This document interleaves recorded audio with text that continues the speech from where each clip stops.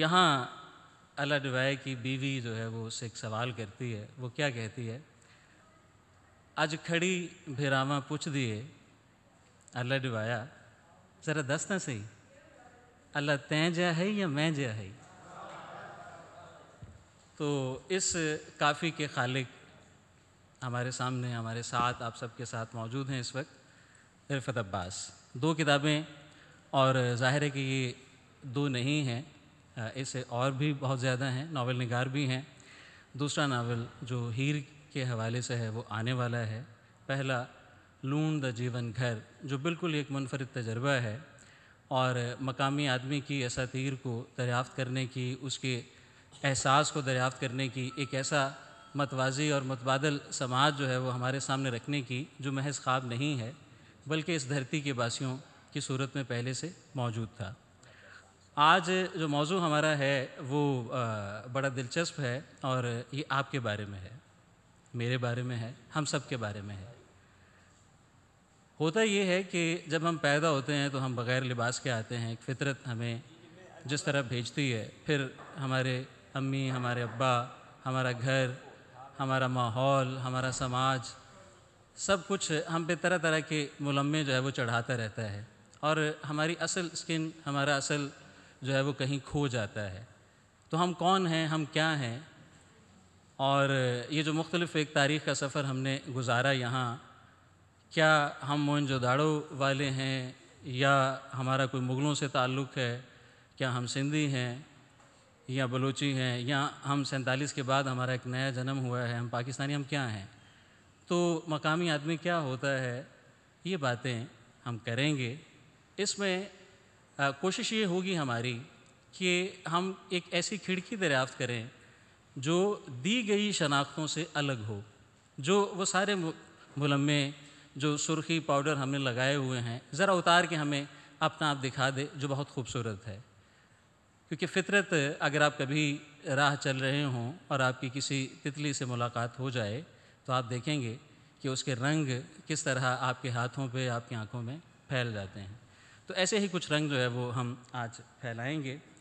میں آپ سب کا شکر گزار ہوں کہ آپ نے اس سیشن کے لیے آپ دلچسپی سے یہاں آئے.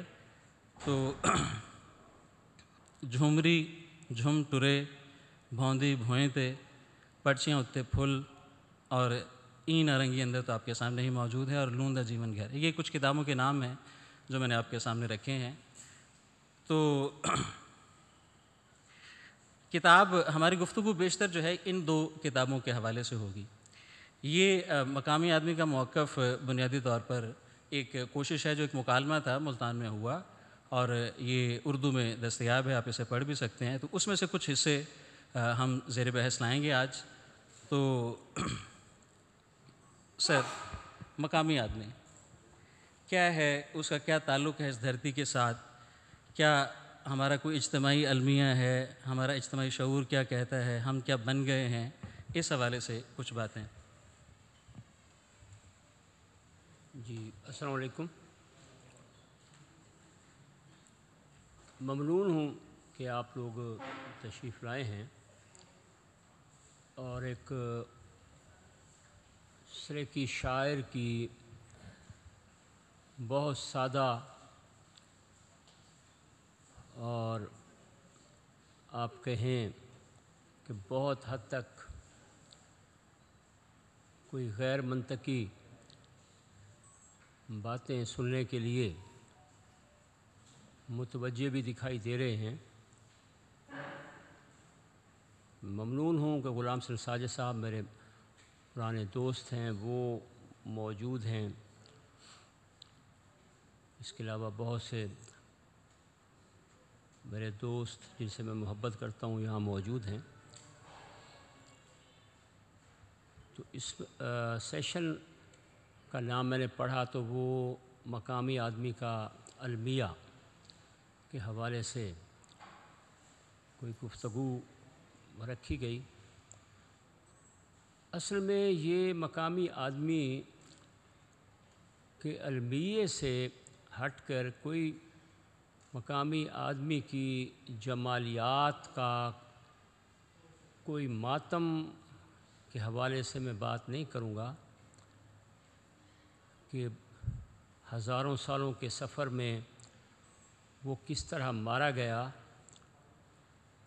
کس طرح اس کو ویدوں نے راکشس کی گالی دی، اسے داسو کہا، ملیچ کہا، نیچ کہا، شودر بنا کر باہر بٹھا دیا۔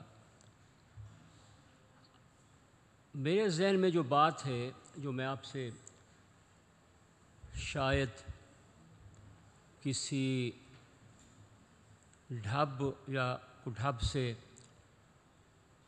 کہنے کی کوشش کروں، وہ مقامی آدمی کی اس آنکھ کی ہے جو آنکھ اس کی ڈیولپ ہوئی ہے کہ آج کا شخص، آج کا مقامی آدمی ہم کسے کہہ سکتے ہیں اور وہ کیسے دیکھتا ہے، وہ اپنی تاریخ کو کیسے دیکھتا ہے،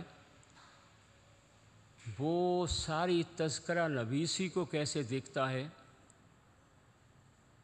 وہ یہاں پر یوگ کو کیسے دیکھتا ہے، یوگ سترا کو کیسے دیکھتا ہے، رامائن کو کیسے دیکھتا ہے، مہا بھارت کو کیسے دیکھتا ہے، مذاہب کو کیسے دیکھتا ہے، تصوف کو کیسے دیکھتا ہے، تصوف میں وحدت الوجود کو کیسے دیکھتا ہے، وہ آج لٹریچر کو کیسے دیکھتا ہے، وہ اس عہد کی شاعری کو کیسے دیکھتا ہے، وہ ناول کو کیسے دیکھتا ہے، وہ تمام ڈسکورس جس کے ذریعے اس کو دیکھا گیا ہے اس کو کیسے دیکھتا ہے، اس کے لیے جو تنقیدی ڈسکورس بنائے گئے ہیں وہ اس کے بارے میں آج کیا سوچتا ہے، ایون وہ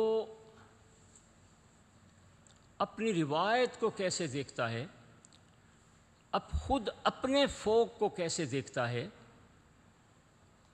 تو کچھ مشکل بات ہے جب کسی دھرتی کے رہنے والوں کی آنکھ کھلتی ہے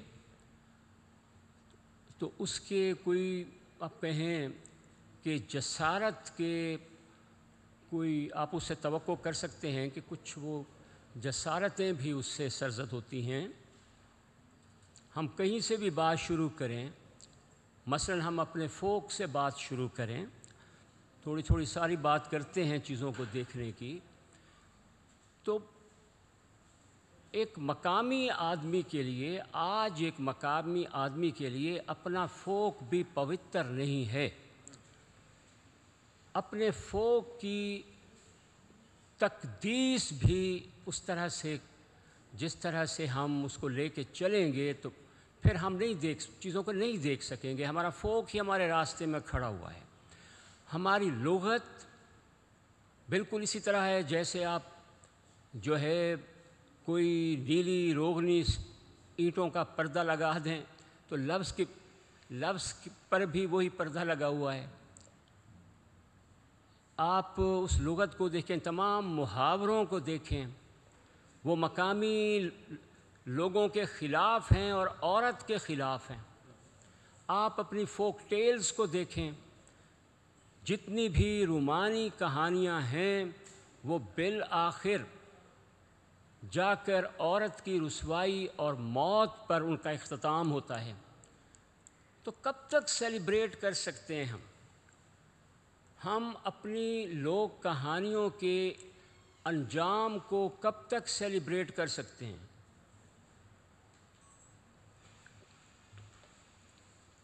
ہم سوہنی کے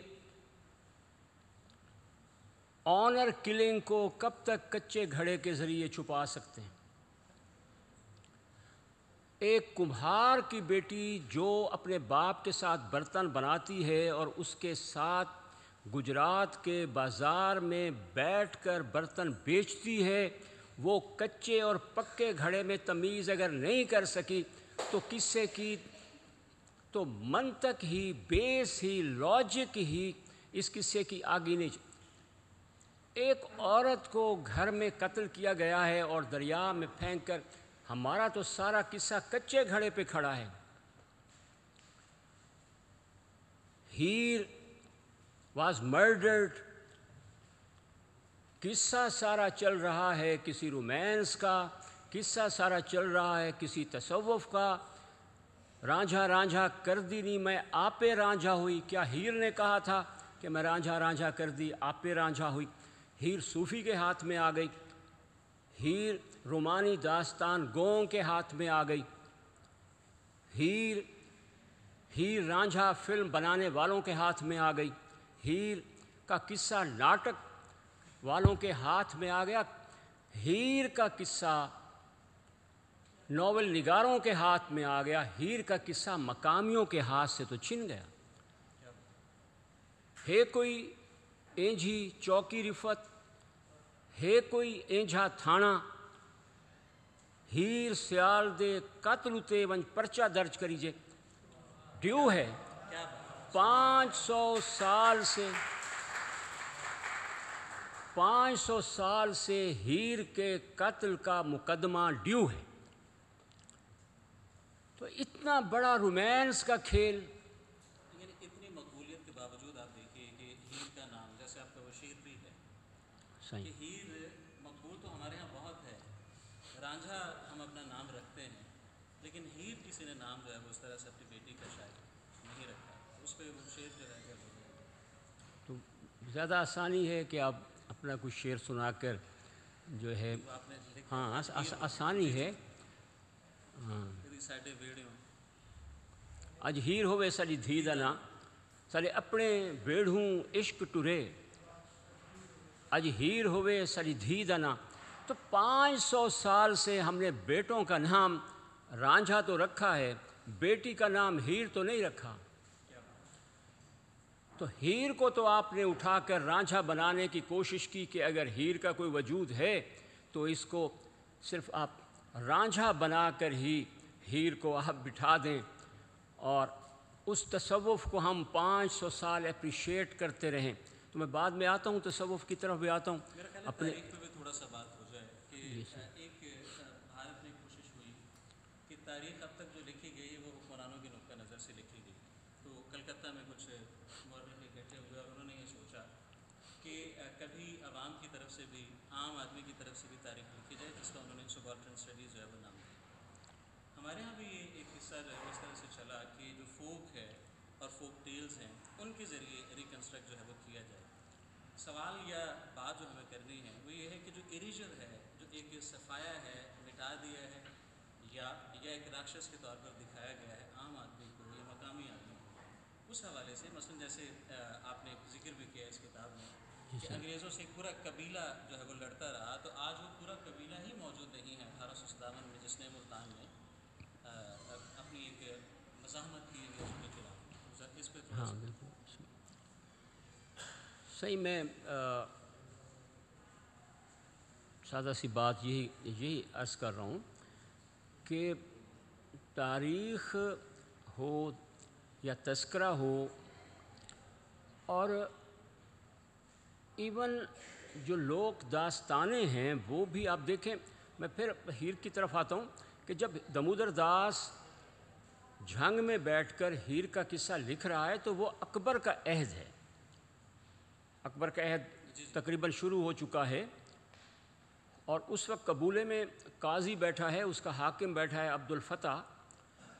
تو دمودر داس پر بھی ایون جو آپ کا لوگ قصہ لکھ رہا ہے ہیر کا، اس پر بھی دباؤ ہے، وہ بھی اسی فریم کا حصہ ہے، وہ بھی اس وقت 3 راٹھ فیملیاں ہیں، رانجھے ہیں، کھیڑے ہیں اور سیال ہیں، وہ ان کا قصہ کر رہا ہے، وہ اس کا کاتھی ہے، نریٹر ہے، بلکہ وہ اس میں چشمدید گواہ ہے، بیچ میں شامل ہے، اس پہ دباؤ ہے۔ اور اسی دباؤ کا نتیجہ آپ دیکھیں کہ وہ آخر میں وہ ہیر کے قتل کو نشابر نہیں کرتا، ہیر کے قتل کا اعتراف نہیں کرتا اسے کس نے مارا ہے، وہ ہیر کے قتل کو چھپا گیا ہے۔ اس نے کہا کہ قبولے میں فیصلہ ہونے کے بعد جب کھیڑے ہیر کو لے کر گئے ہیں تو قبولے میں آگ لگی ہے، اور پھر ہیر رانجھے کے حوالے ہوئی ہے اور وہ چلے گئے، وہ ساؤتھ کی طرف چلے گئے، لمے طرف سدھائے۔ تو وہ آخری لائن وہ لکھتا ہے لمے طرف سدھائے۔ تو میں نے جب یہ پڑھا دمودر داس کی یہ سٹیٹمنٹ کہ ہیر اور رانجھا قبولے سے وہ چلے گئے، لمے کی طرف چلے گئے، وہ ساؤتھ کی طرف چلے گئے، تو میرے لیے خاصا کہ لمہ کیا ہے، لمے کیوں گئے؟ تو پتہ چلا کہ لمہ جو ہے وہ یم دیوتا، موت کے دیوتا کی سرزمین ہے، اور جنوب کی طرف جانا موت کی کونوٹیشن ہے، موت کا اندیا ہے، موت کا اشارہ ہے کہ لمے طرف سدھائے۔ اور اس کے علاوہ آپ دیکھیں کہ آپ کہتے ہیں نا جی ہم اپنی تاریخ یا تذکرہ نویسی کے مقابل ہم اپنی فوک ٹیلز کو جب لاتے ہیں تو فوک ٹیلز پہ کتنا دباؤ ہے۔ اب اس سارے قضیے میں دمودر داس جو پہلا نیریٹر ہے ہیر کو بیان کر رہا ہے، وہ بھی اس عشق کے معاملے میں رانجھے کو ٹلا جوگیاں سے جوگ دلا کر لاتا ہے۔ جوگ کے بعد اس سماج میں ایک شخص کو رکھ حاصل ہے، اس کو تحفظ حاصل ہے، اس کو امان حاصل ہے۔ جب وہ کانوں میں کیوٹیاں پہنتا ہے، کانوں میں مندرے یا کانوں میں بندے پہنتا ہے، والے پہنتا ہے، تو وہ اس کو سماج میں رکھ ہے۔ اس رکھ کی بنیاد پر وہ کھیڑوں کی بستی میں داخل ہوا ہے، اسی رکھ کی بنیاد پر قبول شہر کو آگ لگی ہے، اسی رکھ کی۔ تو پورے قصے میں آپ اس میں دیکھیں یا وارث شاہ میں قصے میں دیکھیں تو رانجھا واز ناٹ مرڈرڈ، ماری عورت گئی، قصہ گو نے بھی اس کو جوگی بنا کر بچا لیا۔ تو جوگ دے کر بچانا بھی تو ایک مرد کے حق میں، ایک نریٹر کا اس عہد میں ایک مرد کے حق میں فیصلہ ہے کہ اس کو کس طرح بچایا جا سکتا ہے، رانجھے کو کیسے بچایا جا سکتا ہے۔ دمودر بیٹھا ہوا ہے سیالوں کے گھر کے پاس، اور وہاں پر وہ قصہ پہلا دباؤ تو ان راٹھوں کا ہے، دوسرا اکبر کا عہد ہے۔ تو مرد کے حق میں گیا قصہ، رانجھا قتل بیچ میں نہیں ہوا۔ ہمارا فوک بھی تو بعد میں بناتا ہے نا جی کہ وہ حج کرنے چلے گئے، وہ ساؤتھ کی طرف چلے گئے، دونوں کی روحیں آپس میں مل گئیں اور ایک قبر میں سما گئے، ماری تو ادھر سسی گئی، وہ تاجر کا بچہ پنو تو واپس چلا گیا، ادھر ماری تو ہیر گئی، ماری تو سوہنی گئی۔ تو ایک آپ کہیں کہ جنڈر ڈسکریمنیشن تو اس میں موجود ہے، اس سماج کے حوالے سے ہمارے فوک میں بھی ہے، اور اس عہد کا جو بادشاہ بیٹھا ہے اس کے اثرات بھی ہیں۔ تو آپ کے سوال کا میں جواب دیتا ہوں کہ اس جو تاریخ بادشاہوں نے لکھوائی ہے ہمارا فوک بھی اس سے متاثر ہے۔ فوک کو بھی ہم متبادل تاریخ کے طور پر نہیں لے سکتے، فوک ٹیلز کو بھی نہیں لے سکتے۔ اس کے لیے تو ایک الٹیمیٹ آنکھ چاہیے، اور وہ کسی بہت بڑی پوئٹک یا ناولسٹک لاجک میں سے مقامی بندے کی آنکھ چاہیے، آج کی پڑھت میں سے چاہیے۔ دمودر داس کی 500 سال پہلے کی پڑھت کو سامنے رکھ کر، اس متن کو سامنے رکھ کر جو آج کی پڑھت ہے، وہ اس پڑھت کا نام مقامی آدمی ہے، وہ پڑھت کرنے والے شخص کا نام مقامی آدمی ہے، جو اس ساری تاریخ کو اور ایون اپنے فوک کو اب یہاں پہ رعایت دینے کی بات نہیں بنتی۔ میں نے جامشورو یونیورسٹی میں یہ بات کی، فوکس پہ بات کی، تو جب یہ حوالہ دیا کہ سونی واز مرڈرڈ، وہ اپنے بھائی کے ہاتھوں قتل ہوئی ہے، اور اس کی بھابھی نے یہ اسٹیبلش کیا کہ وہ کچے گھڑے کو بغل میں لے کے جا رہی تھی، تو کمبھار کی بیٹی کچا گھڑا لے کے جا رہی تھی۔ تو مجھے دوست ہیں میرے جامی چانڈیو صاحب، انہوں نے کہا جی بات تو آپ صحیح کر رہے ہیں، لیکن ہم اپنے صوفیہ کو کہاں لے جائیں؟ بات صوفیہ کو سلام کرنے کی ہے۔ صوفیہ اپنی جگہ پر ان کے لیے سیلیوٹ ہے، لیکن جو آج کی آپ کی آنکھ ہے، وہ جو نیٹیوٹی ہے آپ کی، جو ایک مقامی کی آنکھ ہے، جس کو راکشس کی گالی نکالی گئی ہے، جس کو میں نے پھر کہہ رہا ہوں داسو کی گالی نکالی گئی ہے، اور آج ہم وہ گالی دوسرے کو دیتے ہیں راکشس۔ اب راکشسوں کے بولنے کا وقت ہے۔ اب جو ناول کے پیچھے آنکھ ہے وہ راکشس کی آنکھ ہے۔ اب شاعری کے پیچھے جو آنکھ ہے وہ راکشس کی آنکھ ہے۔ بہت سے ڈسکورس، وہ تنقید کے ہوں، وہ لٹریچر کے ہوں،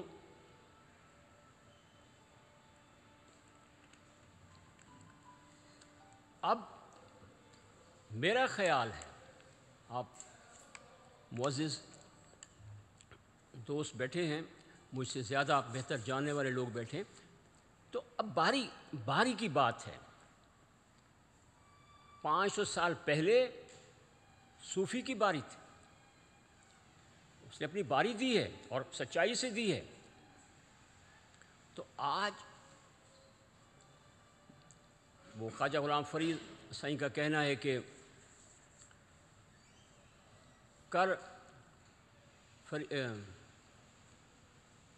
تیرڑا بارہ آیا، قربان وہ مفہوم یہ ہے کہ فرید اب اپنا سر قربان کر، تیرڑا بارہ آیا۔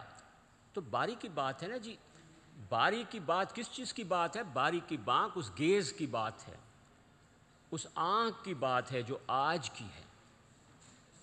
آپ صوفیہ کو تمام تر ٹریبیوٹ کے علاوہ آپ اس بات کو کہاں اپریشیٹ کریں گے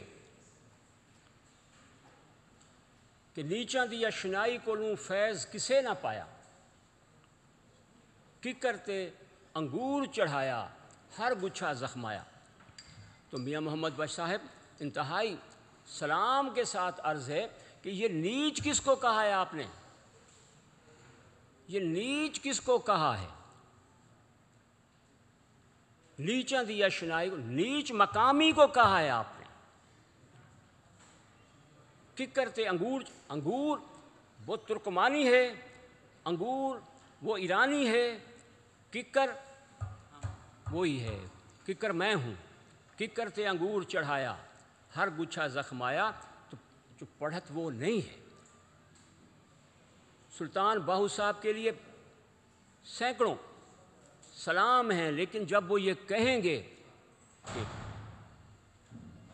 اے دنیا زن حیض پلیتی، تو سلطان باہو صاحب سے گزارش کی جا سکتی ہے کہ سائیں زن حیض پلیتی کیوں ہے؟ دنیا کو پلیت کہنے کے چکر میں آپ عورت کو بھی گالی نکال رہے ہیں سائیں۔ تو ایک دفعہ سکرپٹ کو پھر پڑھنے کی ضرورت ہے۔ اگر میرا خواجہ غلام فرید جب کہتا ہے کہ ناکامی موزن دا دغا دنیا مکارا بے وفا، تو جینڈر استعمال آپ جب کر رہے ہیں، جینڈر استعمال کر رہے ہیں، تو جب آپ اپنی چیزوں کو سنبھالتے ہیں نئے سرے سے، تو اس سنبھال میں پھر چیزیں آپ اپنے ہی تمام ٹوٹمز کو بھی پھر دیکھتے ہیں، اپنے تمام پرائڈز کو پھر دیکھتے ہیں۔ آخری حصے کی طرف ہم سائنس بڑھتے ہیں، تو جو مقامی آدمی کی اساطیر ہے، میرا خیال ہے کہ اس پہ بھی تھوڑی بات ہونی چاہیے کہ کس طرح وہ اساطیر ایک لمبے عرصے سے مقامی آدمی کے ساتھ چل رہی ہے۔ مقامی آدمی کو جب نکالا گیا شہروں سے، اور کس طرح وہ پھر سانپ اور ریچھ کا ویزا لے کے شہر میں داخل ہو سکا، خود وہ داخل نہیں ہو سکا. یا جیسے جو ہمارا جنگل کا شہزادہ یا بادشاہ ہوتا تھا، وہ کس طرح ایک دولہے کی شکل میں جب ماں گاتی ہے اور ہر آنگن میں وہ بنرا بن کر آ جاتا ہے. تو یہ جو مقامی آدمی کی اساطیر ہے جو ہزاروں سال سے چل رہی ہے اور اس کی غالباً جو ہے کوئی اس میں تعطل نہیں آیا، تو کیا ایک ہم کر سکتے ہیں جس میں ہم سکندر کو بھی اس وعدے پر پھول چڑھا سکتے ہیں، ہار پہنا سکتے ہیں کہ اگر وہ ہم پہ حملہ نہ کرے تو کیسے ہم اس کو معاف کر سکتے ہیں؟ یہ ساری باتیں میرا خیال ہے کر نہیں سکتے. جی صحیح. ایک تو میں انتہائی پھر شکر گزار ہوں کہ آپ لوگ بات سن رہے ہیں اور میں صحیح نے جو بات کی ہے، تو جہاں تک میں سمجھا ہوں کہ جو اس دھرتی کی اساطیر ہے، دے مالا ہے، وہ کسی نہ کسی صورت میں وہ جاری رہتی ہے. بیرونی اثرات جو چیزیں پھوٹتی ہیں دھرتی سے، تمام بیرونی اثرات اور حملہ آوری اس کی کوئی ظاہری شکل تو تبدیل کرتی ہے، لیکن وہ اپنے اصل میں جاری رہتی ہیں. اس کی ایک دو مثالیں میں کوشش کرتا ہوں کہ ویدوں میں، جس کے بارے میں ہم کہہ سکتے ہیں کہ اس میں جو زیادہ تر لوگ ہیں وہ اسی انڈس سویلائزیشن کے شاعر تھے. 500 کچھ شعراء میں سے جو بیشتر ہیں وہ اسی دھرتی کے ہیں. کہ اس وقت ایک کردار جنگل کے حوالے سے پشوپتی، اور خاص طور پر جو ہے وناسپتی یا بناسپتی، اس کا دوسرا نام ہے بن را. بن جنگل، را جنگل کا لارڈ، دا لارڈ آف جنگل، جس کو وناسپتی بھی کہا گیا. پتی بھی وہ لارڈ ہے. تو یہ اب دیکھیں کہ گزر گیا، 4000 سال گزر گئے، اور وقت کے ساتھ ساتھ وہ جو وناسپتی ہے یا بن را ہے، بن را، دا لارڈ آف جنگل، وہ گم ہو گیا. لیکن میں نعیم صاحب سے عرض کر رہا تھا، میں اس میں جس دوست نے یہ انٹرویو کیا تو اس میں بھی میں نے حوالہ دیا، لیکن وہ بن را ہمارے صحنوں میں، آنگنوں میں موجود ہے. آج بھی ماں جب بیٹے کو دلہا بناتی ہے، جیسے ہم کہتے ہیں گھوٹ بناتی ہے، تو اس کا پہلا گیت یہی ہوتا ہے، میرا جیوے بن را. تو یہ بن را کی وہی کنٹینیوٹی ہے. بن را نہیں گیا، وہ کسی نہ کسی شکل میں چلتا ہے. یہ اساطیر جو ہیں وہ شکل بدل کے ساتھ چلتی ہیں. بن را اسی طرح جو پانیوں کا لارڈ ہے، اپم نپت، رگ وید میں وہ اپم نپت ہے، دا سن آف واٹرس. اور پھر جب اب دیکھتے ہیں اسلامائزیشن ہوتی ہے، پورا بدلتا ہے، تو وہ خاج خضر بن جاتا ہے. وہی اپم نپت جو ہے وہ پانیوں کا دیوتا، وہ خاج خضر بن جاتا ہے. اور لیکن دریاؤں کے کنارے آج بھی آپ سندھ کے کنارے جائیں، اور یہ جو آپ جائیں دریا چناب کنارے، وہ دل دریا ہے، اس کا نام ہے دل دریا. دل وہی دلہا، وہ گھوڑ، دل دریا. سندھ کی طرف جائیں تو وہی جھولے لال ہے، وہی جھولے لال ہے، وہی دیوتا ہے پانیوں کا، وہی اپم نپت ہے، وہی خاج خضر ہے، وہی دل دریا ہے، وہی جھولے لال ہے. آج بھی سندھ کا ملاح جب نکلتا ہے تو جھولے لال. تو وہ چیزیں ساتھ ساتھ چلتی ہیں. ان کو تلوار سے اس کو کاٹا جائے, اس کو گھوڑوں کے سنبوں کے نیچے اس کو لتاڑا جائے, لیکن چیزیں ساتھ چلتی ہیں.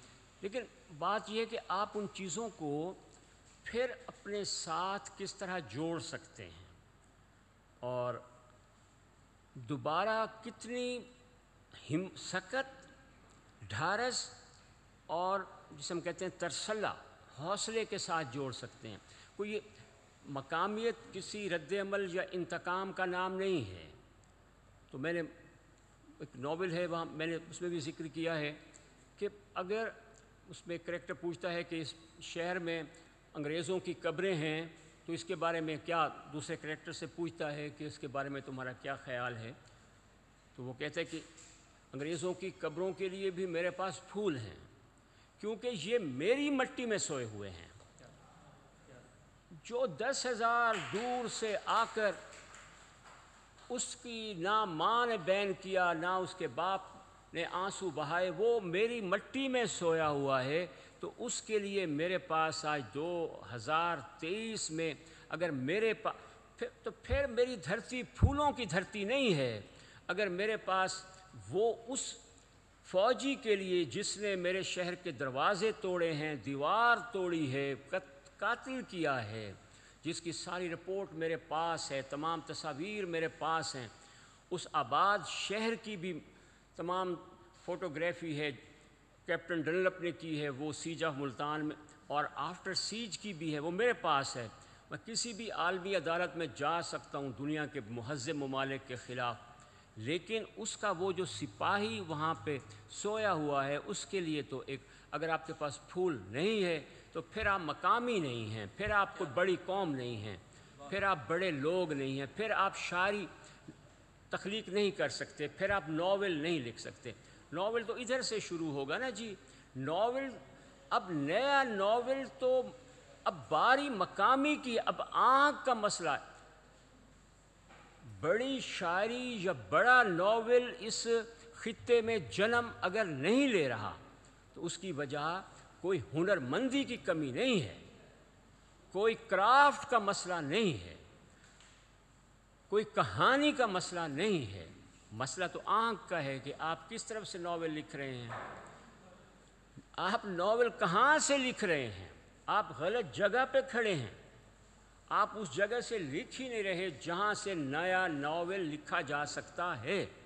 اور وہ آنکھ مقامی آدمی کی آنکھ ہے. اگر مجھے سمجھ آ سکے یا ہم مل کے سمجھ سکیں تو وہ جگہ ہے جس کے لیے بات میں نے کی ہے, اس انٹرویو میں بھی کی ہے, اپنی شاعری میں بھی کی ہے, ایک ناول لکھا ہے, دوسرا بھی لکھا ہے. تو آج سائیں بھی یہی بات پوچھ رہے ہیں. جی تو ان کہی ہی رہ گئی وہ بات سب باتوں کے بعد.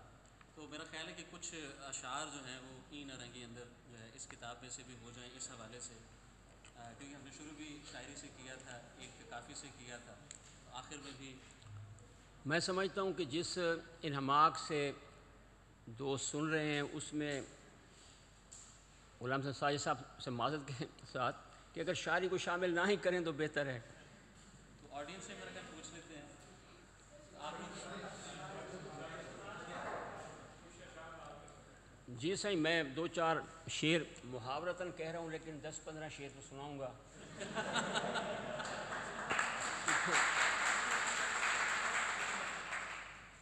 کیونکہ مشاعروں میں نے جس بھی شاعر سے بڑے شاعر کو بھی سنا ہے تو اس نے کہا جی میں 2-3 اشعار سنا کے اجازت لوں گا, لیکن کم از کم میں نے 10-15 اشعار اس کے سنے. ایسا ہے نا صحیح جی؟ ہاں, کم از کم 5 غزلیں کہ جناب میں اس وقت 5 اشعار سے زیادہ نہیں کہوں گا. میں کوشش کرتا ہوں جی آپ کچھ.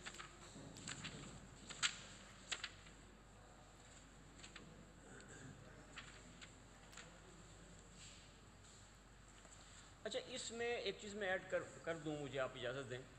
تو جو مقامی ایک شخص ہے اس کا کنسیپٹ آف گاڈ بھی جو ہے وہ بھی میٹر کرتا ہے. کہ اگر آپ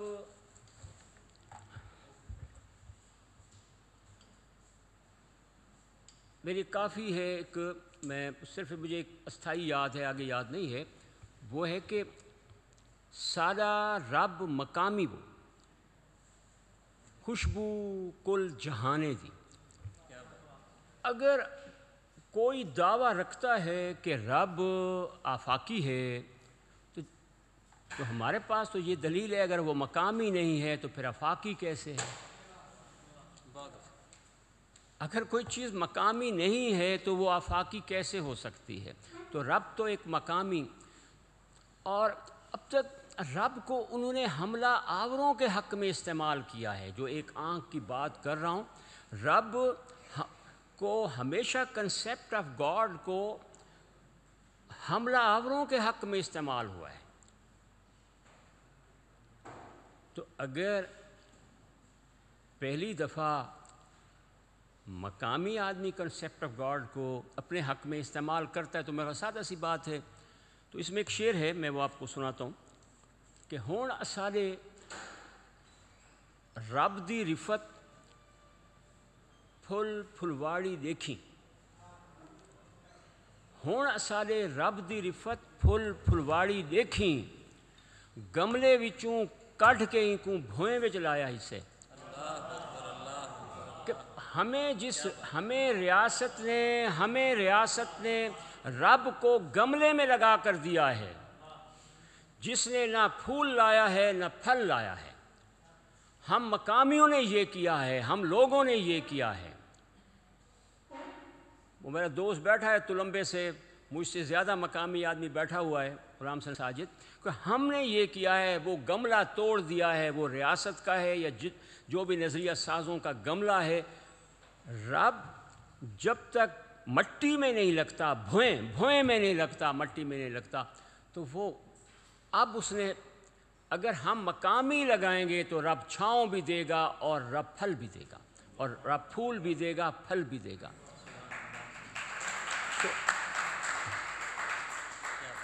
ہون سالے رب دی رفت پھل پھلواڑی دیکھیں، اب دیکھنے والی ہے ہمارے رب کی پھول اور پھلواڑی، گملے وچوں کڈھ کے انکوں بھوئیں وچ لایا اسے۔ ہم نے اس کو گملے سے نکال کر زمین میں اس کو کاش کیا ہے، زمین میں لگا۔ تو کچھ غزلیں میں آپ کو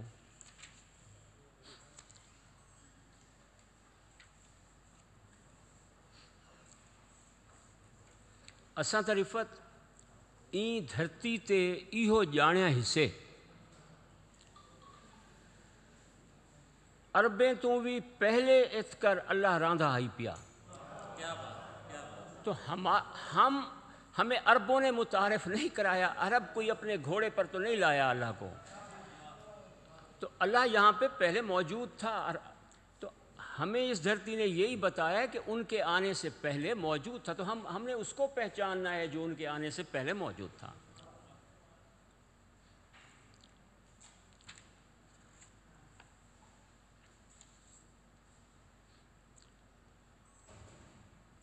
تھینک یو ویری مچ جی۔ میں نے جو ہے وہ میں نے باتیں زیادہ کر لی نا جی، تو آپ لوگوں سے میرا خیال ہے کہ سوال اگر ہم لے لیں تو دوست احباب کوئی کمنٹ، کوئی سوال؟ جی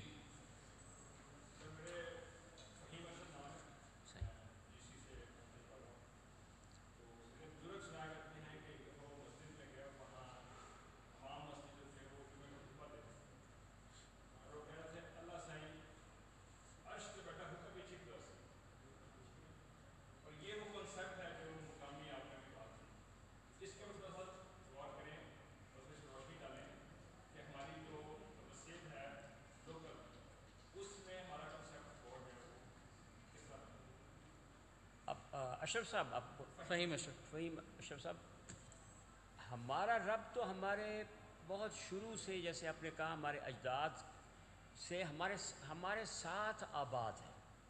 اصل میں کیا ہوا ہے، وہ بیچ میں ہجر جو ڈالا گیا ہے نا جی، وہ تلوار کے ذریعے تو جو کاٹ دیا گیا، رب کو تو پھر ایک کوریڈور میں جا کر لگا دیا گیا نا جی۔ رب تو یا اس کو ذمہ داری مولوی نے لے لی، یا اس کی ذمہ داری قاضی نے لے لی یا اس کی ذمہ داری اب انٹرپریٹ کرنا ہے رب کو، حاکم نے کرنا ہے، قاضی نے نو انٹرپریٹ فہیم اشرف نے کرنا ہے، رفعت عباس نے کرنا ہے۔ رب کی انٹرپریٹیشن ہماری باری ہے، ہمارا کوئی جھگڑا نہیں ہے کسی سے۔ ہمارا رب ہمارا کلچر ہے۔ عربوں نے تو ہمیں کہا جی رب ہے، لیکن ہم نے اپنے رب کو، رب نے تو کہا ہے کہ مجھے آپ پہچانیں، اپنے طور پہ پہچانیں، تو میں نے تو اپنی آنکھ سے دیکھنا ہے جو میری مقامی کی آنکھ ہے۔ میں آئی ایم ناٹ اے عرب، مجھے تو عرب شہریت نہیں دیتا۔ یہ تو علامہ صاحب نے رپھڑ ڈال دیا نا بیچ میں کہ ایک رابطہ استوار رکھ، لیکن وہ رابطہ استوار نہیں رکھتے، وہ نہ مجھے شہریت دیتے ہیں نہ مجھے رشتہ دیتے ہیں۔ یہ دونوں ہی جڑی ہیں ویسے تو، ظاہر ہے شہریت ملتی تب ہے۔ وہ نہیں دیتے، وہ نہیں دیتے، شہریت نہیں دیتے۔ اور دوسری ایک بات عرض کر دوں کہ جب صوفی وحدت الوجود کو لے کے آتا ہے ہماری طرف اور وہ نعرہ لگاتا ہے وحدت الوجود کا، ایک اکارڈ ہم سے بھی سائن کراتا ہے، اور 500 سال سے ہم جو ہے اسی اکارڈ قبول کر کے بیٹھے ہیں کہ خود حاکم خود محکوم آہا، خود قاتل خود مقتول آہا، خود حاکم ہے خود محکوم ہے، خود قاتل ہے خود مقتول ہے۔ تو تمام صوفیہ کرام سے دست بدستہ عرض ہے کہ جناب آپ قاتل، ہم مقتول ہیں، ہمارا مقتولوں کا گیت ہے۔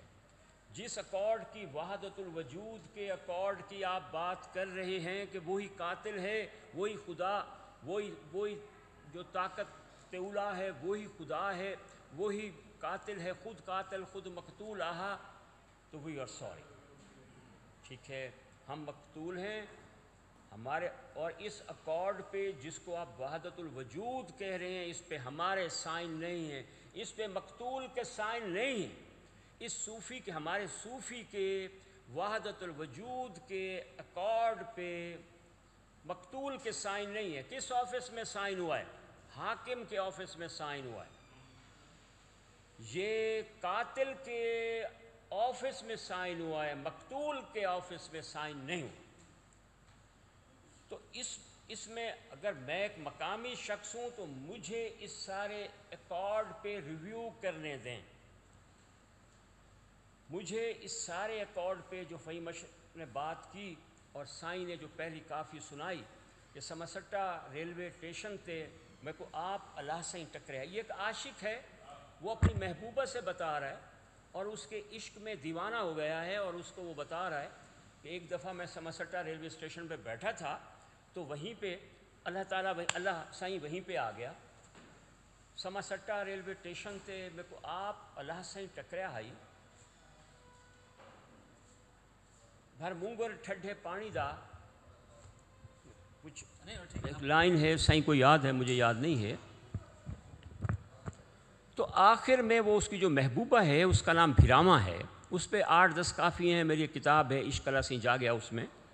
تو وہ آخر میں خاتون اسے پوچھتی ہے بھلا دستر صحیح اللہ کیویں ہائی، مجھے بتاؤ تو صحیح وہ اللہ کیسا تھا، وہ تیں جہاں ہائی یا میں جہاں ہائی، وہ عورت تھا یا مرد تھا؟ تو وہ محبوبہ نے اس کی بات پہ کہا کہ ہاں تو اگر کہہ رہا ہے کہ سمسٹا ریلوے اسٹیشن تے میرے کو آپ اللہ سائیں ٹکریا ہائی، اور پھر آگے کچھ بات ہیں سائیں کو پھر یاد ہے، مجھے تو یاد نہیں اب رہتی۔ تو آخر میں وہ محبوبہ، دیکھیں گواہی کون دے رہی ہے، گواہی یہ خاتون دے رہی ہے محبوبہ، انہوں نے کہا بھلا دستر صحیح اللہ کیویں ہائی، وہ تیں جہاں ہائی یا میں وہ فہیم اشرف جیسا تھا یا رفعت عباس جیسا تھا، وہ کیسا تھا؟ ہمارا رب تو ہمارے بہت قریب ہے، تو انہوں نے تو ہمارے رب کو ہمارے خلاف استعمال کیا ہے۔ لیکن آج ہم جو لوگ یہاں بیٹھے ہیں کم از کم یہ بات تو کہہ رہے ہیں اب ہم مزید اپنے رب کو اپنے خلاف استعمال نہیں ہونے دیں گے۔ Thank you very much.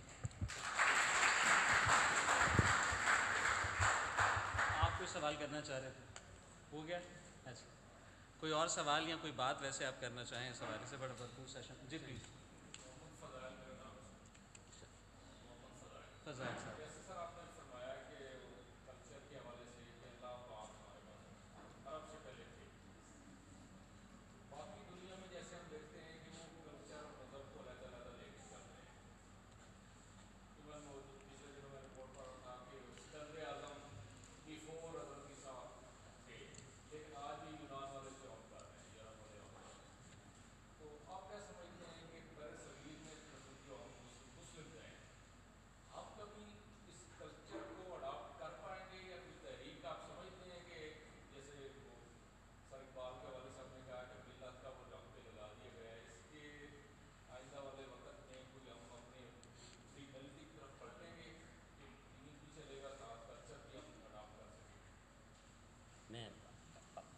صاحب. فضائل صاحب. فضل بھائی.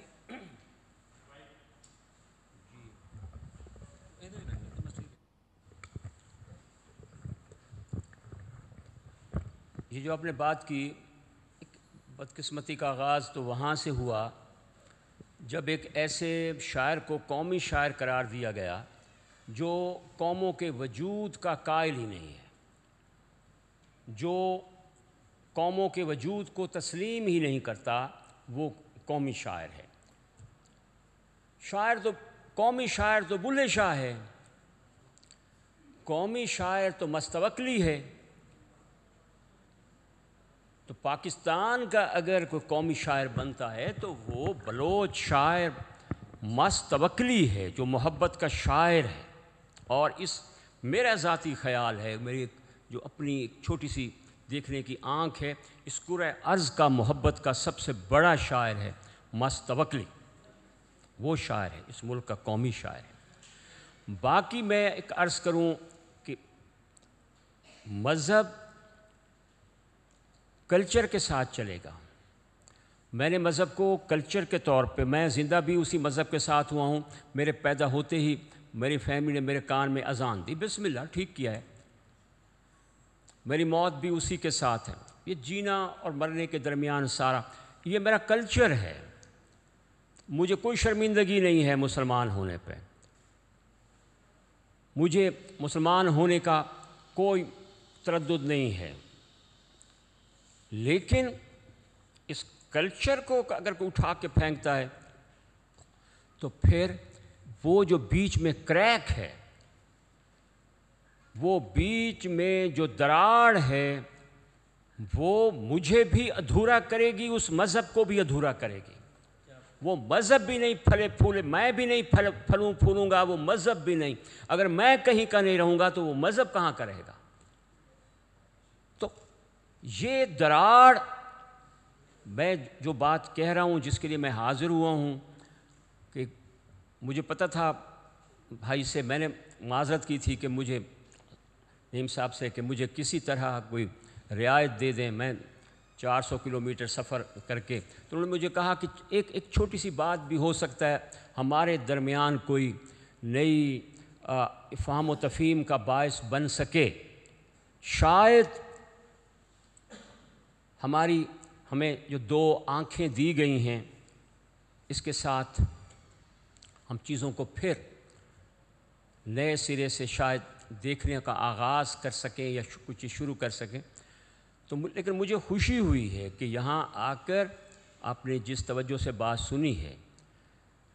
تو میرا مذہب میرا کلچر ہے، ٹھیک ہے جی. میں بہت ہی شاندار قسم کا مسلمان ہوں الحمدللہ، اور مجھے کوئی شرم نہیں ہے اپنی بات کہنے میں، اپنی کیونکہ میں سمجھتا ہوں رب مقامی ہے. اگر آپ پورے فلسفے کے اسٹوڈنٹ ہیں، مجھے بتا دیں اگر وہ مقامی نہیں ہے تو پھر رب العالمین کیسے ہے؟ جو میری بستی، میری جو ہے بستی کا رب نہیں ہے تو وہ رب العالمین کیسے؟ پہلے وہ میری بستی کا رب ہے. وہ رفعت عباس کا رب نہیں ہے تو پھر کل عالم کا رب کیسے ہے؟ تو رب العالمین بننے کا اگر منصب اس کو دے رہے ہیں تو پھر اس کو وہ ہمارا اگر رب ہے تو اس میں، لیکن جس طرح کا آپ پیکج کوئی مجھے دینا چاہے کسی مذہب کا تو نو پیکج. ٹھیک ہے، مذہب یہاں کا رہنے والا انسان طے کرے گا کہ مذہب جو ہے اس کے ساتھ کس طرح چل رہا ہے، کہ مذہب اس کے لیے نیم کی ٹھنڈی چھاؤں ہے، مذہب اس کے لیے آم کا پودا ہے جو اس کو ہر سال ٹھنڈا پھل دیتا ہے، میٹھا پھل دیتا ہے، اس مٹھاس میں ہے، اس چھاؤں میں ہے، وہاں وہ ڈیفائن کرتا ہے، وہاں وہ اس کو ڈھونڈتا ہے. تو رب کو میں نے محسوس کرنا ہے، اپنے حواس کے ساتھ محسوس کرنا ہے. کوئی میرے حواس پہ اعتبار کیوں نہ کرے، کوئی آپ کے حواس پہ اعتبار کیوں نہ کرے.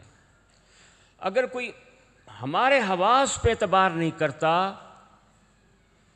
تو ہم کس طرح ایک بڑا اعتبار بنا سکتے ہیں. اب کسی خطے کے لوگوں کا، کسی قوم کے لوگوں کے حواس کو ہی مختل کر دیا جائے، اس کو ہی کہیں کیپچر کر لیا جائے، تو کس رب کو آپ پہچانیں گے، کس رب کی بات کریں گے؟ وہی رب جو چل رہا ہے، جس کو چلایا جا رہا ہے جس طرح سے. وعلیکم السلام سر. جی سر.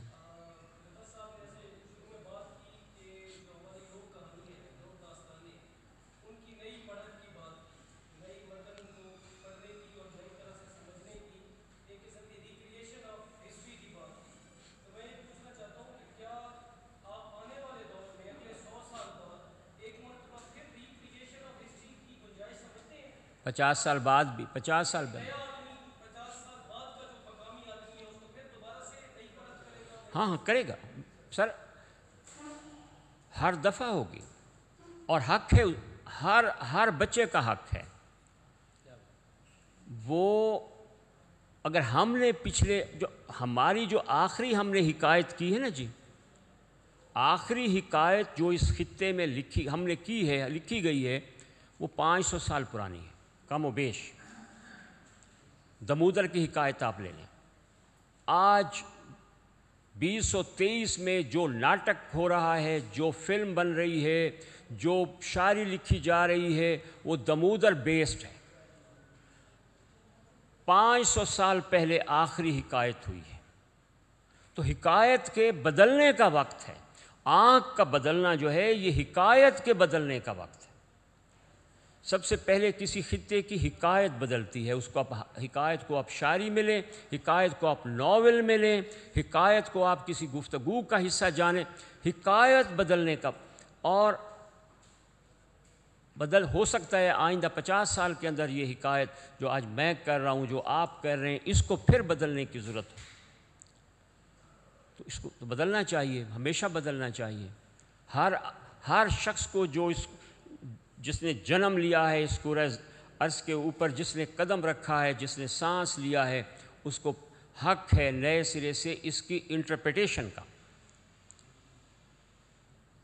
میں ایک سرائیکی شاعر ہوں، میں نے سرائیکی شاعری کی ہے، جوش اور جذبات میں آ کر ایک ناول بھی لکھا ہے.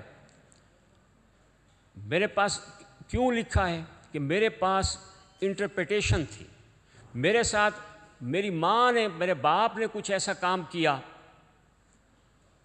5 سال کی عمر میں میں اپنے دیہات میں شجاع آباد کے پاس ایک بستی ہے، اس کا نام ہے چک، وہاں نہانے کے لیے میری ماں جو ہے وہ نلکا چلا کے میں اس کے نیچے بیٹھ کے نہانا چاہتا تھا، تو میری ماں رک گئی نہانے سے پہلے. تو میں نے کہا بھائی ماں نلکا گیڑ. اس نے کہا یہ 2-3 چیونٹیاں گزر رہی ہیں، ذرا انہیں جانے دو. تو ماں نے خراب کیا نا، ماں نے خراب کیا 5 سال کی عمر. اس نے کہا بیٹا ٹھہر جاؤ، ذرا ان کو گزرنے دیں. میں 55 سال کی عمر میں اپنے گھر سے نکلا اپنے کالج میں پہلا پیریڈ لینے کے لیے. 5-7 میل دور ملتان شجاباد روڈ سے سول لائنس کالج میں پڑھانے کے لیے جب میں 3-4 میل سفر میں نے کیا تو میں نے دیکھا کہ میری شرٹ پہ ایک چیونٹی جا رہی ہے.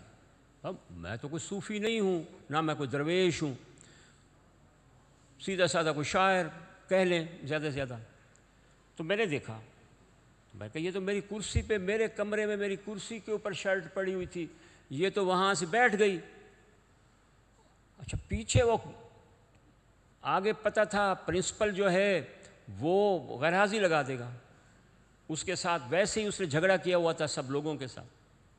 میں نے وہاں سے موٹر سائیکل موڑا، گھر آ کر اس کو دیکھتا گیا کہ یہاں اڑ نہ جائے 5, 6, 7, 10 میل کی سپیڈ پہ. کرسی پہ لا کے پھر شرٹ اتار کے وہ اسی کمرے میں اسی کرسی پہ وہ ماں نے خراب کیا، باپ نے خراب کیا جو خود سگریٹ پیتا تھا، میں نے آج تک نہ پی کے دیکھی، جو تھوڑا سا جوا بھی کھیل لیتا تھا، ہم سے کھیلا گیا نہ کھیلا گیا. تو دریائے چناب پہ سرکاری ملازم تھا وہ ریلوے کا. تو معذرت کے ساتھ خواتین بیٹھی ہیں، تو بچہ تھا میں، تو دریا کی طرف منہ کر کے پیشاب کرنے لگا تو باپ نے کہا پاپ لگے گا، نہ کر، دریا کی طرف منہ کر کے پیشاب نہ کر. اس نے پاپ اور پن کا بتایا کہ بیٹا دریا کی طرف منہ کر کے پیشاب نہیں کرنا. تو پاپ اور پن میرے لیے تو پاپ اور تھا، پن اور تھا. پاپ تو وہاں سے سمجھ آیا، دریا کے کنارے سمجھ آیا کہ یہ ہم نے کیا کیا، ہم نے پورا شہر کا گندا پانی اٹھا کے دریا میں پھینک دیا. تو کہاں ہے راوی؟ لاہور میں کہاں بہہ رہا ہے؟ ایک گندا نالا بچا ہے، وہ بھی نہیں بچا. تو پاپ اور پن تو اور ہے، ایک لمبی بات ہے، ایک بہت طویل قصہ ہے، بہت دنوں کا قصہ ہے. بہت سی شاعری کو، صرف رفعت عباس کا قصہ نہیں ہے، آپ سب نے لکھنا ہے. صرف رفعت عباس کے شاعری یا ناول کی بات نہیں ہے، یہ مقامی آدمی کا ناول جنم لینے والا ہے، جنم لے گا. ہو سکتا ہے رفعت عباس سے جنم نہ لے، آپ سے جنم لے. ایک دوسری آنکھ تو ہے، دوسری سائیڈ تو ہے، دوسری جگہ تو ہے. ہمیں تو دوسری جگہ دکھائی نہیں گئی، نہ نصاب نے دکھائی، نہ ریاست نے دکھائی، نہ مذہب نے دکھائی، نہ ہم نے کم از کم یہاں پہ 30-40 منٹ بیٹھ کے ایک کوشش تو کی یار ایک دوسری جگہ ہے، ایک اور جگہ ہے جہاں سے پاپ اور پن بدل جاتے ہیں، جہاں سے ہم کچھ اور جگہ ہم اپنا پاؤں دیکھتے ہیں، اپنے ہاتھ کی رسائی دیکھتے ہیں، اپنی آنکھوں کی چمک، اپنے چہروں پہ جو ہے بولنے والے یا بات سننے والوں کے چہروں پر، جو ماتھوں پر جو چمک ہے، ہم اس کو دیکھ سکتے ہیں. ہمارے پاس تو کچھ نہیں تھا. جب سریکی شاعری شروع کی تو دوستوں نے کہا یار سریکی شاعری تمہیں شجاباد سے باہر کوئی نہیں جانے گا، اس کی تو سریکی شاعری کا تو زمانہ ہی گزر گیا. تو ہمارے پاس کیا تھا؟ 2-4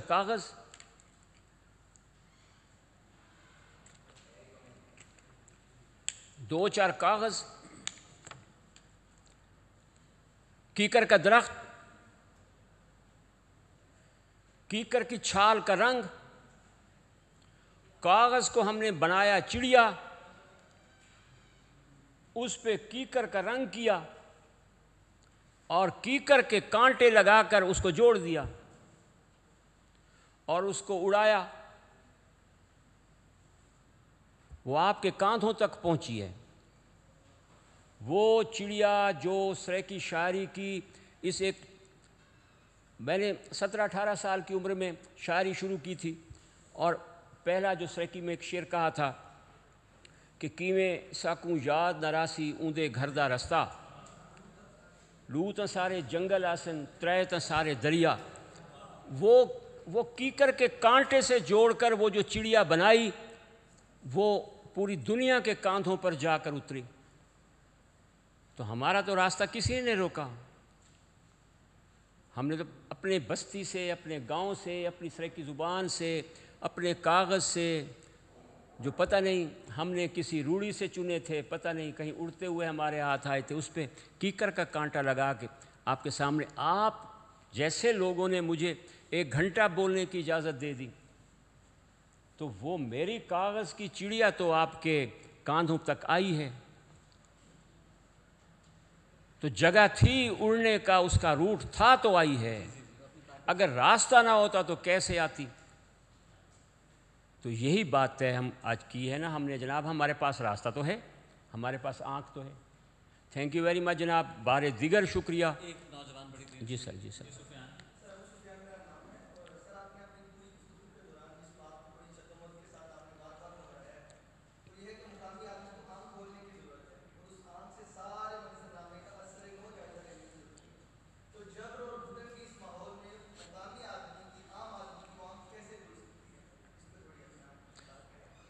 جی میں عرض کرتا ہوں، اسی جبر اور گھٹن کے زمانے میں ہی تو یہ فقیر 400 کلومیٹر سفر کر کے آیا ہے، ٹھیک ہے، لوگوں کو پکڑ کے تھانے میں بٹھا رہے ہیں، ساتھ جو ہے ایک فوجی بھی ساتھ بیٹھا ہوا ہے، وہ گن کے چھتر لگوا رہا ہے، لیکن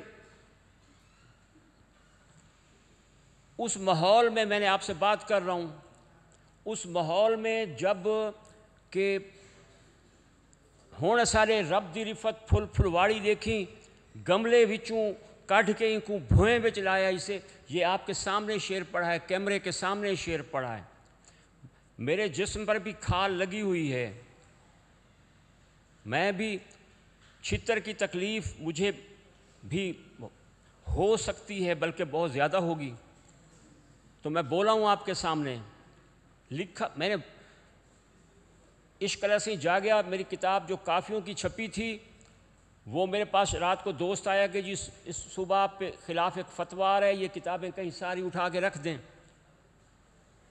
تو میں کہا یار جب مجھ پہ فتویٰ لگ رہا ہے تو کتابیں سنبھالنے کا کیا فائدہ ہے؟ تو ایک زندگی ہے نا جی، وہ جب کتاب چھپی تھی میری عمر 40 سال تھی، تو میں نے اسے کہا یار میں نے تو 40 سال عمر گزار لی، اب میرا کوئی کیا بگاڑے گا؟ اب میں نے 65 سال زندگی گزار لی ہے، اب میرا کوئی کیا کرے گا؟ میں نے تو اب تک جو بات کہنی تھی بٹوین دا لائنز بھی کہہ دی۔ اس آنکھ کو تو کوئی نہیں روک سکتا، یہ کل کی آنکھ ہے، آپ کی آنکھ ہے، میری آنکھ کا کیا ہے؟ اگر آپ کو میری بات کہیں ہم نے شیئر کی ہے تو میں نے تو آنکھ منتقل کر دی ہے، تو اس میں جتنا بھی جبر ہو بات ہو سکتی ہے، جتنی بھی گھٹن ہو بات ہو سکتی ہے، بات ہوتی رہے گی۔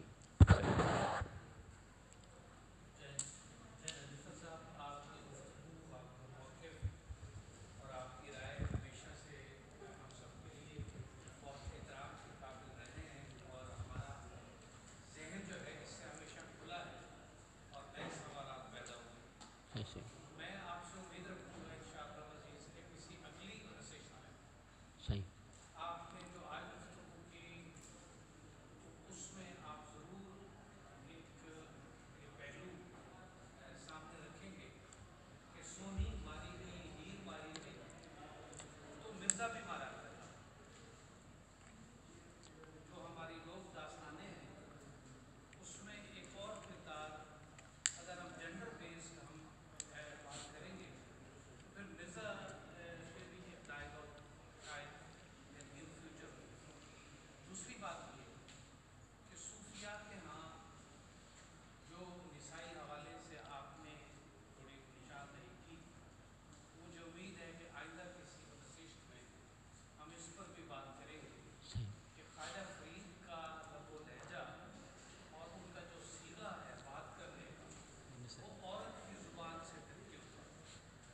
میں کیونکہ بات تھوڑی لمبی ہو جائے گی، اگر آپ فرمائیں تو میں تھوڑا سا اس پر بول سکتا ہوں، کسی اور سیشن میں ہے تو پھر اور سیشن میں بات بھی کر سکتے ہیں، مختصراً میں یہ عرض کر سکتا ہوں، جہاں ملامت کی بات ہو، جہاں منہ دھوڑ مٹی سر پایوں، سارا ننگ نموز ونجایوں، کوئی پچھڑ نہ ویڑھے آیوں، ہتھ الٹا عالم کھلدا، جہاں ہنسنے کی بات ہے، جہاں رسوائی کی بات ہے، جہاں سر پہ ملامت اٹھانے کی بات ہے وہاں عورت کا لہجہ ہے، جہاں تجھ کو احتشام کی بات ہے، جہاں خطبہ دینے کی بات ہے وہاں مرد کا لہجہ ہے، یہ کیوں ہے؟ بات ایک تو پھر عرض کروں گا کہ وہ میرا اور آپ کا فوک ہے، میرا اور آپ کا تصوف ہے، میرے اور آپ کے صوفیاں ہیں، ان کا تمام احترام، لیکن جب آپ نے سکھایا ہے نا جی یہ سارا عمل کی چیزوں کو آپ کہ جہاں ملامت اٹھانی ہے، جب صوفی مجلس میں بیٹھ کے بات کرتا ہے تو وہ مرد بن جاتا ہے، اور جب ملامت کی بات کرتا ہے تو عورت بن جاتا ہے۔ کیوں؟ ملامت عورت کے حصے میں ہے کیا؟ ملامت کی بات کرنے کے لیے عورت کا لہجہ، جب شرع کو انٹرپریٹ کرنا ہے، جب عالم با عمل بننا ہے تو پھر مرد کا لہجہ۔ ایک صوفی دو لہجے کیوں برت رہا ہے سر؟ جی جی، بات تو ظاہر ہے باتوں سے نکلتی ہے اور چلتی رہے گی۔ ہمیں آگے ہے پیغام منتظمین کا۔ جی سر، بہت شکریہ۔ آپ تھوڑا طویل بھی ہوا سیشن، لیکن جس محبت سے اور احترام سے اور توجہ سے آپ نے سنا وہ بہت ہی لائق تحسین ہے۔ یہ باتیں بہت ہی بعض اوقات اگر آپ ایک خاص نقطہ نظر رکھتے ہیں اور آپ نے 2-4 کتابوں کے علاوہ کوئی کتاب نہیں پڑھی تو کافی سخت بھی تھیں، لیکن مولانا روم نے بھی فرمایا تھا کہ نئی بنیاد بنانے کے لیے پرانی کی شکست و ریخت جو ہے وہ ضروری ہوتی ہے۔ جس طرف سے ہم دیکھ رہے ہیں چیزوں کو، اگر ہم کسی اور طرف سے دیکھیں گے تو ظاہر ہے، لیکن ایک انسان کی مجبوری بھی ہے کہ وہ ایک وقت میں ایک ہی طرف سے دیکھ سکتا ہے، تو کبھی کبھی دوسری طرف مڑ کے بھی دیکھ لینا چاہیے۔ ایک بات دوسری جو بڑی خاص بات ہے اس سارے پیغام میں کہ اس مقامی آدمی کی پاس نفرت نہیں ہے، وہ سکندر کو بھی معاف کرتا ہے، صرف اس جو ہے التجا کے ساتھ کہ آپ دوبارہ تیر لے کے ہمارے پاس نہ آئیے گا، آپ آئیں، ہم آپ کو اپنائیں گے۔ اور اس دھرتی نے اپنایا بھی ہے، اس کے باوجود کہ سکندر ایک آیا تھا یہاں ظاہر قتل و غارت کرنے اور قبضہ گیری کرنے، تو انگریز آئے تھے، پورا شہر ملتان، کیا آپ جتنے بھی شہر دیکھیں گے ہندوستان کے بڑے جو ہیں ان میں آپ غالب کے خطوط پڑھ کے دیکھ لیں تو کیا نہیں ہے جو تباہ کیا گیا ہو، لیکن اس کے باوجود یہ پوسٹ کولونیل جو ڈسکورس ہے سارے کا سارا، اس میں ایک جو ہے خامی وہ یہ ہے کہ ہم بالکل پھر جو کولونائزر ہے اس سے نفرت کرنے لگ جاتے ہیں، جبکہ یہ جو تصور ہے یہ اس سے بہت مختلف ہے۔ یہاں کسی کے لیے بھی نفرت نہیں ہے، تو جو یہاں حملہ آور آئے ہیں ان کے لیے بھی پھول ہی پیش کیے جا رہے ہیں۔ تو اس دعا کے ساتھ کہ ہم سب ایک دوسرے کو پھولوں کا تحفہ دیں، آپ سب کی آمد کا بہت شکریہ، عشق آباد کا شکریہ، اور عشق آباد کی طرف سے آپ سب کا بہت شکریہ، اور خصوصی شکریہ رفعت عباس صاحب کا کہ وہ بتا بھی رہے ہیں کہ نہیں آنا چاہتے تھے، لیکن وہ آئے، آپ سے بات کرنے کے لیے آئے، اور آپ نے یہاں آ کر اور محبت سے سن کر ان کو راضی کر لیا کہ انہوں نے ٹھیک کیا ہے، ان کو آنا چاہیے تھا۔ بہت شکریہ۔